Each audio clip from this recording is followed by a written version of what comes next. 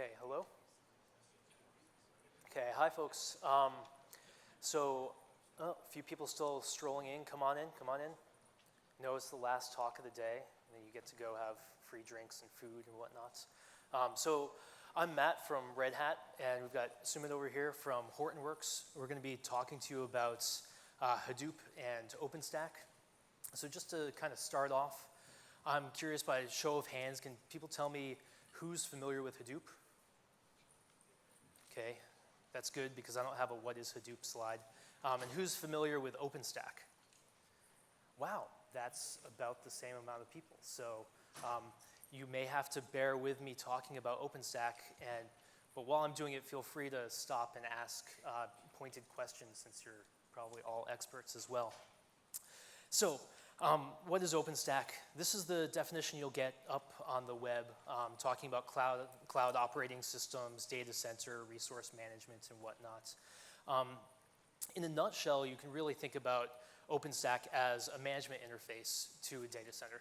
A management interface that provides control over your compute resources, your network resources, your storage resources, or as you'll learn with Sahara, things that are actually higher up in the stack, services themselves, be it Hadoop or other projects like Trove, which do database as a service. OpenStack is a large group of projects which are actually very cleanly dividing their respective responsibilities across the data center management. You can kind of think of it to some extent as similar to the broader Hadoop ecosystem, except with much tighter integration. So it's kind of like if you had the broader Hadoop ecosystem plus Big Top had basically like a whole lot of clout and could control what other projects were doing with their versions and bug fixes and whatnot. So it's you have all of these different projects covering the different areas. You've got things like Nova, which does compute. I've listed up here Neutron, which is networking, although it's there are two networking interfaces at the moment. So you've got a handful of different storage capabilities in Swift, which is object storage, if you're familiar with Amazon, it's kind of like S3. Cinder, which is block storage, if you're familiar with Amazon, it's kind of like EBS. You get to things like Keystone, which is identity management, and then all the way down at the bottom, you get things like Sahara or Trove. So what's Sahara trying to do here? Sahara is actually trying to combine a handful of use cases, what we think of as important use cases, those around the actual infrastructure management, as well as big data processing. So kind of as motivation to this, or as one way of kind of depicting it, you can look at, this is just some Google Trends data for covering Hadoop, which is the blue line starting in kind of 2006 and having a nice steady trajectory up and to the right. And OpenStack, which is doing something very similar, just starting about 4 or 5 years later. To give you another kind of like point of comparison between the two communities, we've got something like 3,500 people here at Hadoop Summits and something around high 80s, almost 90 sponsors. The OpenStack community has a similar summit. They do it twice a year. Every 6 months there's a release that's coordinated across all projects, and then they do a design summit. So the last design summit was a month ago in Atlanta. It drew about 4,500 people and had over 90 company sponsorships. So it's up there with kind of like the interest in the community in the marketplace. So I'll also point out that I've got a little one circle here. So bringing together both infrastructure and big data processing is really kind of combining two very complicated areas. Just doing the data analysis yourself. Data analysis is difficult. You deal with all sorts of interesting problems, such as this. What's going on with EC2, showing that there's actually trend data for EC2 before EC2 existed. If somebody knows what's going on there, I'd love to know, but this is just kind of like strange things that you have to deal with when you're trying to do some sort of data analysis.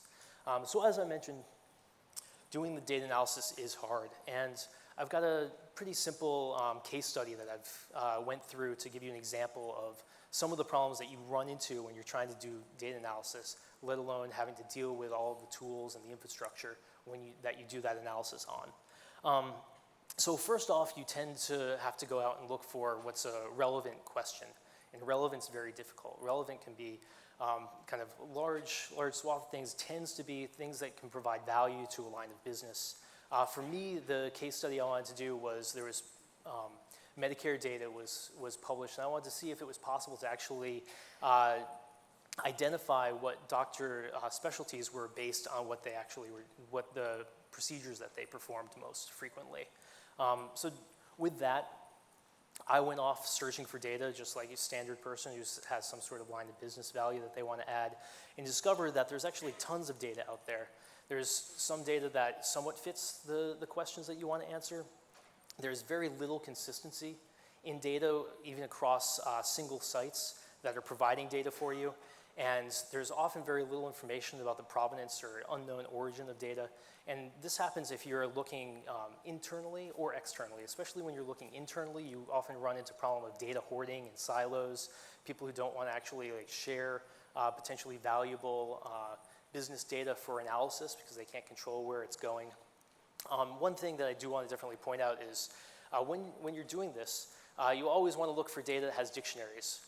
Dictionaries basically tell you what's going on in data, gives you information about what you're actually trying to do your analysis on. And I was surprised to see that some of even the government data didn't have good dictionary information. And I know for a fact that internal data often doesn't have good descriptions of where the values came from, what they actually are.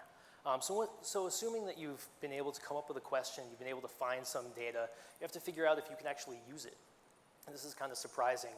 Externally, public data sets are often licensed in some kind of strange ways. I was interested to find that even a public government, what should be a public domain data set, had its metadata copyrighted by the AMA, which meant that you actually had to do a click-through license to say what you were able to do with the data once you were doing the analysis. And without the metadata, so without the dictionary about saying what your values are, what they mean, you really can't do much of anything. And then internally, as mentioning, hoarding of data, making sure that it's okay to move private data, business data to machines even that can do the analysis is complicated. And then once you've done all of that, doing the data analysis, you're going through, you have to figure out, you have to explore, and you have to clean the data. In my case study, actually discovered that there are about 24 doctors who are over 100 years old working with the Medicare system right now. I've got a picture of Stephen Glasser. He looks really good considering he graduated from medical school in 1773. And this is actually in the public published Medicare data. If you go and you actually look him up at his practice, it turns out he's not actually like 250 years old, but he was actually graduated in 1973. But there are lots of examples of this, and you have to go through and you have to deal with all these problems. So once you've done all of that, you've made trade-offs at each one of these steps along the way. You find out that the question that you want to answer is actually some approximation of the question you want to answer, and you have to repeat this entire process and refine it and whatnot. And this is hard work. This is very hard work when you have simply business concerns to have to deal with, and let alone if you have to actually deal with managing Hadoop clusters, managing Hadoop tools, whatnot. So this is where Sahara comes in. Sahara's goal is really to make the managing of those Hadoop clusters so simple that they're just totally not a concern in a data science or somebody who's trying to do some analysis. So to this end, Sahara provides both cluster and workload management. So cluster management is things like providing reliable ways of setting up templated clusters that have specific performance configurations and whatnot that can be done by Hadoop experts, not necessarily by the people who have to do the analysis. The workload management is kind of akin to what you see with something like Amazon EMR, where you actually say, I don't care about the Hadoop cluster itself. What I care about is that I've got some data sitting in Swift or some sort of object store, and I've got some code that's got some question that I want to answer, and I really just want to take the two, put them together, have them fired off onto a cluster, get my results, and then kind of go on my way. So Sahara provides that kind of functionality and does it in a good OpenStack fashion. Everything in OpenStack, if you're not familiar, has a Python library that you can use to interact with it, with the service. has a REST API, which backs that Python library. And then if it's a good project, it actually has integration into the management console, which is called Horizon. And then we also provide a command line interface for folks like me who find it much easier to automate things using Bash than Python. Kind of deeper into what Sahara's actual architecture is. Sahara does do a lot of coordination and integration across different OpenStack services. To just point out a few here, you've got on the far left, you have Horizon, which is the dashboard, and we have Sahara-based pages that are in there, which use the Python library to talk to the Sahara service, which is typically co-located with your OpenStack controller. We'll also do integration to make sure with Keystone to make sure your identity systems are not separate for your Hadoop cluster than they are for the rest of your deployments. And we reach off and use Nova, Glance, Cinder, Neutron, Swift, all these other projects to make sure that the cluster is constructed in a repeatable and a performant way. One thing that I'll point out more later, and Sumit will talk more extensively about, is the box kind of in the middle there, the vendor plugins. Is a kind of a key part of the architecture for allowing choice and vendor integration. So, set of features that you can find if you're looking to actually do deployment of the cluster management in Sahara's. I mentioned the plugin mechanism. Handle cluster scaling. So through the plugin mechanism, which provides kind of a management interface from a Hadoop vendor, we can control adding workload nodes to a system or contracting workload nodes to a system, which gives you a lot of elasticity and a lot of control over the different kinds of deployments you might want to do in case you're trying to do a long-running Hadoop cluster, if you're just trying to augment maybe a bare metal existing Hadoop cluster for peak workload, or if you're trying to do one-off business value operations or whatnot. I'll touch a little bit more in a later slide about some of the storage considerations around Swift and Cinder. The network functionality that's provided is both for we'll say the old style Nova networking as well as the new style Neutron as Neutron kind of grows up and picks up all of the functionality that's available in Nova. We'll see a lot of the OpenStack ecosystem moving over to Neutron as well as Sahara will be doing that. Anti-affinity, I guess I should probably put this one higher. We've been talking about Sahara previously, it was called Savannah, for about a year now, and pretty much the first question that always comes up after the presentation is how do you handle data locality? How do you handle making sure that replicas of your data aren't necessarily all located on the same physical machine or the same rack?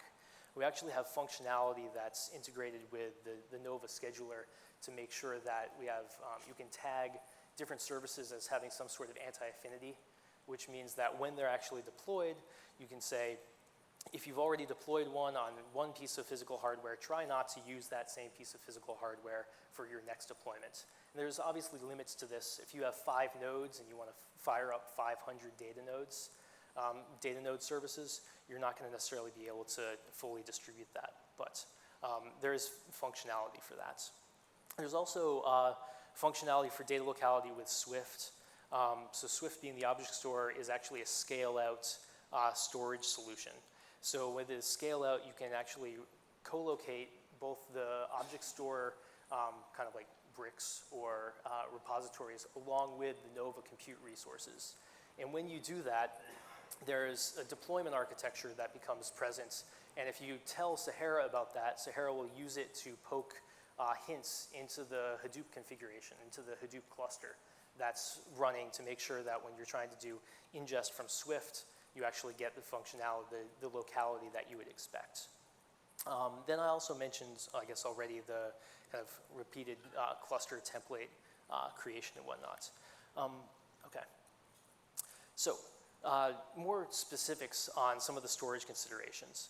So when I talk about Swift, talk about object storage, what we've actually done is worked with a handful of people in both the HDFS community as well as the OpenStack community to create an interface between your application and the Swift using the Hadoop distributed file system interface. So hopefully everybody here is familiar with HDFS and know that HDFS is Hadoop distributed file system, which is actually the Hadoop implementation of a distributed file system interface, which all of your applications in Hadoop use. There are actually about, I think, 13, 14 other public open source implementations of that distributed file system implementation. There's one Red Hat's worked on for Gluster. I know there's ones for S3. There are even ones for like FTP file systems. And one was created for Swift. So what this means is that when you're doing ingest of your data or you're writing the output of your operations, you don't have to be copying things into your cluster and then copying them out of your cluster. You can read your data directly from Swift into your computation. And I've already mentioned the co-location and whatnot. So that's a deployment architecture, which is kind of recommended at this point. So two other places we have storage consideration is just kind of the bare HDFS, which you have available in long-running clusters, so that's local HDFS.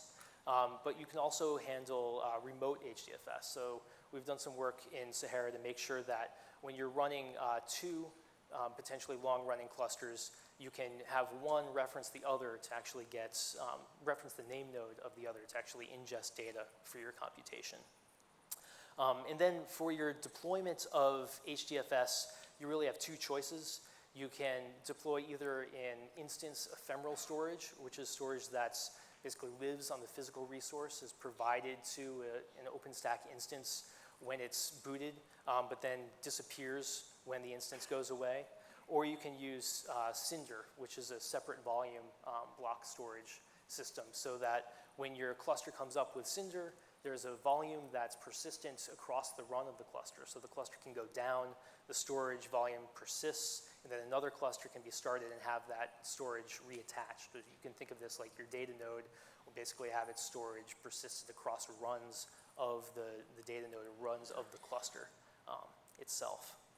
So with that, I promised I mentioned that the plugin architecture is key both from a project perspective because it's the integration point for Sahara for vendors to get involved, as well as for choice of users of the Sahara system. So right now there are implementations for HDP. There's an implementation for IDH, which is probably going to be deprecated in the near future since people don't seem to be too interested in IDH anymore. And there's also a reference implementation in a vanilla plugin, which basically does kind of like the basic things of go grab a tarball from the Apache archive and deploy it. And then most recently, there was a new plugin introduced for Spark computation. So moving from Sahara in the past, which has provided access to PIG workloads, to MapReduce workloads, to MapReduce streaming workloads, to Java actions. Now actually also using Spark as a framework that you can do computation on. So with that, Sumit's going to come up and talk in more detail about the HDP plugin, some of the functionality that's there. Thank you. Thank you, Matt. Hi, so I'm Sumit. I'm going to talk about the HDP plugin that is part of the Sahara project. So a little bit about myself. I have been working in the Ambari project for about 1.5 years now. So essentially, so I'm part of the Ambari team, and as a part of the Ambari team, the development of the blueprint, et cetera, something that went in and which gets used by the Sahara project. So, so to start, the HDP plugin, the goal of the HDP plugin is to have the OpenStack get a deployment of an HDP Hadoop stack going on. So the original implementation of HDP plugin actually used the Ambari REST API, because the idea is that you just, so if you look at the Ambari UI, what it goes behind the cover is actually there's a REST API interface, and then the UI is essentially calling into the REST API. So you have the REST API to perform all the necessary operations for you to actually have the cluster up and running.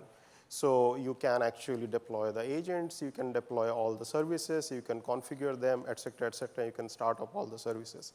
So the HTTP plugin that we have for Sahara is actually using the Ambari REST API to do all the work.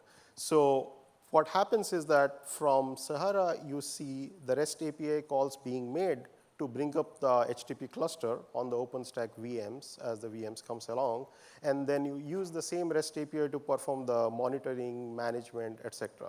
And then if you look through the project, there are a number of optimizations, et cetera, that goes in. So for example, there is an availability of image based on what type of HTTP you want. So for example, this particular project, there is a support for HTTP 1.3 and 2.0, and that means that the RPM packages that are all required, they're available through an image that is actually available for anybody who wants to bring up the stack on through OpenStack. So essentially, it becomes much faster. So within a reasonable time frame, you can actually get your cluster up and running.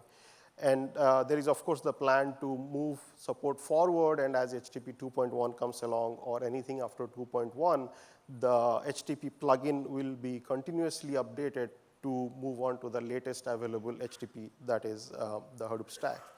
So my goal for today is to actually focus on the blueprint. And the blueprint, essentially, the Ambari's blueprint project came about a lot of requirement that came in from the Sahara project. So earlier, like I said, you actually use the Ambari APIs to do kind of step-by-step all the process of setting up the host, and then you install the services, you configure, you start, et cetera. Now, the blueprint in simplistic term provides two high-level functionalities. So number one is if you have a cluster, you can actually export the details of the cluster into something more readable, let's say a JSON file. And that is your exported version of the cluster. So that means this particular file, this is self-content with respect to if you want to recreate the same cluster again, you can easily take the file, you feed it into the APIs, and it will recreate the cluster. So therefore, the complementary aspect of the blueprint is I have a blueprint, I want a cluster, and then I just essentially feed in the blueprint, and I will get my cluster back. So roughly the way it works is, as you can imagine, it's a JSON file. It has details like what are the HTTP, let's say which HTTP version I'm targeting, what are the services I want, what are the configuration of the services, and what are the host or rather the host requirements of my cluster. I mean, obviously, you're not going to take the same host and create another cluster. So essentially, it's a templatized view of the cluster where you capture your host as groups of hosts. And then, for example, I have my slave hosts, or I have my master host, or I have some other host that I name based on what services that are deployed. And what you have is mapping of the services or the components. For example, the name node goes to this particular host, or the data nodes go into my slave host. So those mapping are actually captured in the blueprint. And that particular blueprint is something that you take out of a cluster, or you can hand edit if you wish, no harm done. And then you take the blueprint and you feed it into Ambari essentially through a two-step process. So from Ambari side, what you have is the idea of a blueprint, which is, if you think about it, all the details of the cluster, but with holes there. The holes being what are my hosts and what are the host names, FQDN of the host, et cetera. And then you feed in the details of the host that you want. So essentially, if you think in terms of OpenStack or any other system that might actually hand you off virtual machines, let's say on demand, then essentially you're looking for how do I get my hosts. So I need 5 slaves and 1 master. So essentially what you do is you turn around and then ask for 1 master based on whatever specification you may have in terms of storage or memory, et cetera. And then you go and ask for 5 slave hosts. And then once you get the host, you essentially map the host details into the blueprint that you have, and then hand it to Ambari to say, hey, go ahead and deploy the cluster for me. So that's really the life cycle of a blueprint in terms of how it comes about, as in exported from a cluster that is set up, and then how it is fed into an instances of Ambari, which will actually go ahead and materialize the cluster for you. So there are some obvious advantages. So one is it is not very uncommon that you actually want a cluster structure or a structure of a cluster that you may want to repeat, either because you're going from dev, test, and maybe QA. Maybe you want to do it in the production as well because there is an on-demand cluster that you want. So those are one of the obvious advantages of why you want to, let's say, summarize your cluster in a JSON document. The other advantage is that it allows you to move from whether you have regular machines or VMs that you may have intentionally deployed on your own infrastructure, or you are on OpenStack. For that matter, you can even be trying to target, let's say, Azure or EC2 or GCE. In fact, there is another project that one of our colleagues is working on is basically take Blueprint as OpenStack does and then try to create a cluster using Azure. And the end goal is essentially the same. You use the Blueprint, you deploy, and you get a cluster back, which will be exactly same in terms of characteristics with whichever cluster that gave you the original Blueprint. So if you look at the Blueprint API, from an API standpoint, it is fairly straightforward. I mean, the idea was that these two APIs, which is one, you post a Blueprint, and the second is you post the command to create a cluster. These two combined together essentially takes care of maybe 50-odd API call that you had to do before if you want to actually create a cluster completely through command line, not having to go through the UI and then clicking through wherever you have to click through. So that's the idea, and these two are the core API that we have for creating a Blueprint-based cluster using Ambari. Now, this is an example of a very simple Blueprint. As you can imagine, I mean, a full-fledged Blueprint is probably too much of text. And anyway, let me highlight some of the key aspects. So on the left, what you see is a simple Blueprint, and then what it captures is there is a host group, which is in the middle, which actually says, okay, these are some of the host groups I have, and on all the hosts in this specific host group, these are the components that I want to deploy. So therefore, you can see name node, secondary name node, et cetera. And then on the top, you have the configuration. So for Ambari, any stack that you see, for example, HTTP 2.0 or HTTP 2.1, it also ships with a default configuration, which is kind of 90% out there. But obviously, depending on your cluster size, maybe you have like a 100-node cluster, that configuration will obviously not work. So in Blueprint, you are based on the Blueprint structure and what you have in your Blueprint, you can obviously add your configuration. This configuration is actually an override. So obviously, you are not duplicating the whole configuration. You just want to overwrite whatever you want to overwrite. Then after you have the Blueprint, you switch on to the second part of the Blueprint, which is actually the cluster host specification. And the parts that you see here is essentially the actual physical definition of my host groups. So essentially, in my host group, let's say slave, what are the member of the host? So maybe host 1, host 2, host 3, and then you actually have the FQDN. So this is where the actual, the holes, as in the host name, et cetera, gets filled in. And then here also you have an opportunity to override the configuration if there is a need based on the kind of hosts you are getting. Maybe the host has more memory or less memory and things like that. So this is essentially a simple example of what might actually give you a single host deployment if you want to actually just consume this specific Blueprint as it stands in the slide. So in summary, the idea of the Blueprint was to make it as easy as possible to deploy the cluster of any size pretty much. And it was essentially driven by the Sahara project, where from Sahara side, the goal is exactly the same, so that you try to make it as simple as possible to essentially bring up a cluster, and then you can repeatedly do it on demand as needed. So that's really what Blueprint provided. Yeah, that's pretty much what I had.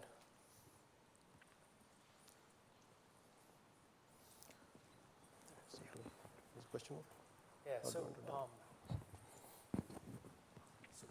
so we do have, there's a demo video that you can go to. We're not going to push through it right now. The wireless was not so hot for us earlier, or you can definitely come by the Red Hat booth and talk to us specifically about some of, like, actually see this stuff in action. So we'll keep that up there for a second if everybody wants to take pictures. I'll post these on SlideShare as well, so you should be able to just search for Savannah and OpenStack Summit, or sorry, Hadoop Summit. But from that, how about some questions from the audience here? Yes, sir. There's a mic over here, if you can. So how does the blueprint differ from the concept of a heat stack in OpenStack? Great question. So the blueprint is a specific implementation for the Ambari management console itself, which can be used both in virtualized environments, which translated using Sahara, as well as just bare metal Ambari deployments. So you can think of it like a management specific to Ambari or HDP that Sahara will actually translate into a heat stack or a template, which is then used to actually orchestrate the construction of a cluster inside OpenStack. So great question, because there's lots of templates floating around. There are other questions related to OpenStack in general or some of the integrations?